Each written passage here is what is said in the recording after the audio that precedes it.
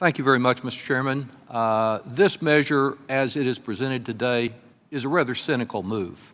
Cynical in the sense, first, that we have the thinnest of sugar coatings in this package of bills, where there is one measure you can see through to help teachers, combined with 4 corporate tax breaks that we're about to consider.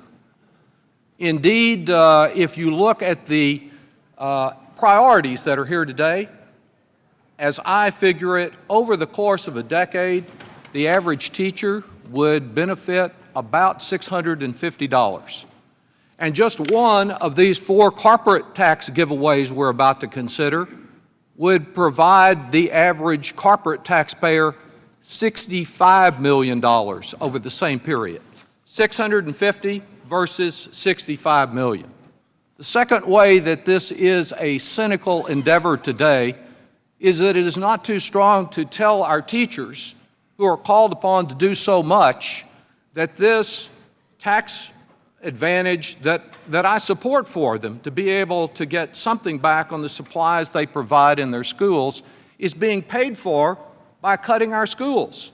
And I'm not talking about what might be proposed for the future or an adjustment for inflation. The House Appropriations Committee has already acted on public education and education in general for this year.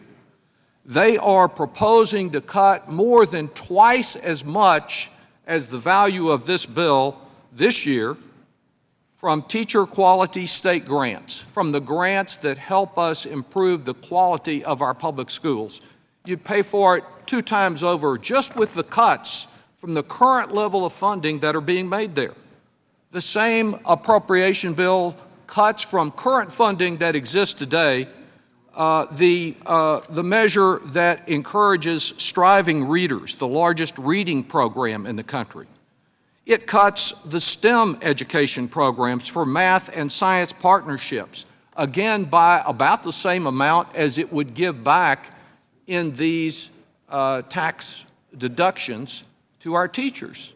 Yes, we are calling on our teachers to do more and more. When you look at the back-to-school list, not only teachers, but children and their parents, they get a list to bring back crayons, scissors, glue sticks, Ziploc bags, reams of paper, disinfectant wipes, Kleenex, even toilet paper, because the local budget doesn't cover this, because you have a combination of the cutbacks to the federal commitment to education and a group of Republican governors who will not fund quality public education, and the teacher ends up having to try to make up the difference.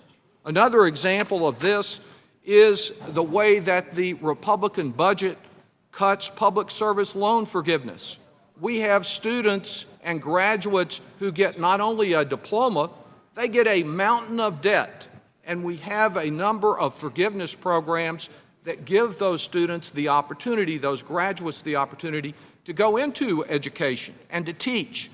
This program, $10 billion of student loan debt relief eliminated in the bill that has already been approved in this House in the appropriations bill. I believe that those are wrongs, that we need to consider overall what we're doing about education, and simply come along in order to make some corporate tax giveaways look good and preserve unpaid for a very small amount over 10 years to help teachers do what their governors and what their members of Congress should be doing in supporting quality public education, in assuring that every one of these children has an opportunity to achieve their full God-given potential, that we reinforce our commitment to competitiveness in our workforce by supporting education from pre-K to post-grad, that to do only this and preserve unpaid for a very modest amount to provide a deduction for teachers misses the whole point of where our priorities should be, and is here largely just to cover what's being done on a corporate tax break, and I yield back.